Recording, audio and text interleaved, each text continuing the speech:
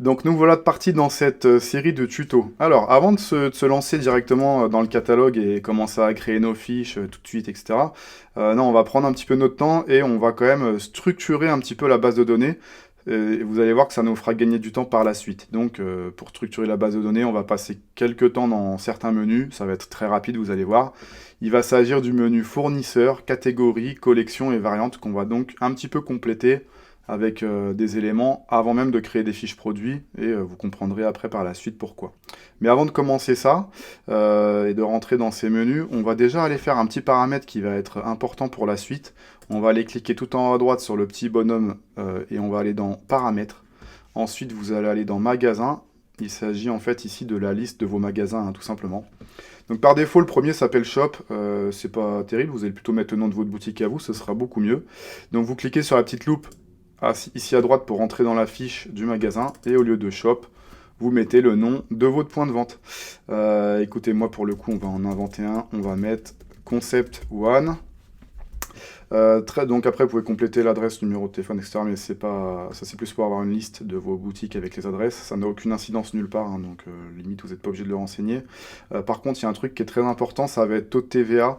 Taux de TVA, surtout bien le renseigner. Là ici, vous allez mettre le taux de TVA principal majoritaire que vous trouvez dans les produits que vous vendez. Donc pour la grande majorité d'entre vous, ça va être taux de TVA à 20%.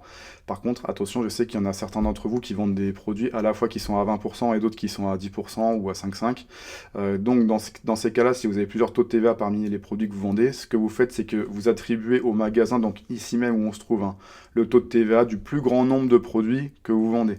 C'est-à-dire que n'importe quelle fiche produit par défaut, lorsque elle sera créée et que vous passerez ce produit en caisse, il passera à, bah là par exemple, 20%. Et donc, tous les produits qui ne seront pas à ce taux de TVA principal 20%, par exemple, tous ceux qui sont à 5,5, s'ils sont moins nombreux, donc vous irez le spécifier fiche produit par fiche produit, que ce produit-là a un taux de TVA à 5,5. Voilà, donc on fonctionne de cette manière. Hein, on fait en sorte d'avoir le taux le plus utilisé ici, ce qui est assez logique pour s'éviter de la saisie. Donc lorsque vous avez terminé, vous allez cliquer sur modifier magasin et ça va bien être pris en compte. Alors on va se faire deux magasins, comme ça on pourra faire des exemples hein, pour les multi-boutiques. On va faire, écoutez, concept tout, hein. On va pas être très original, mais au moins ça nous permettra de pouvoir faire des exemples. Donc on va faire créer magasin. Voilà, j'ai ma boutique Concept One et ma boutique Concept 2. On est bon. Donc toujours pareil, hein, pour revenir au menu principal, vous cliquez tout en haut à gauche sur le petit temple, hop, et on se retrouve ici.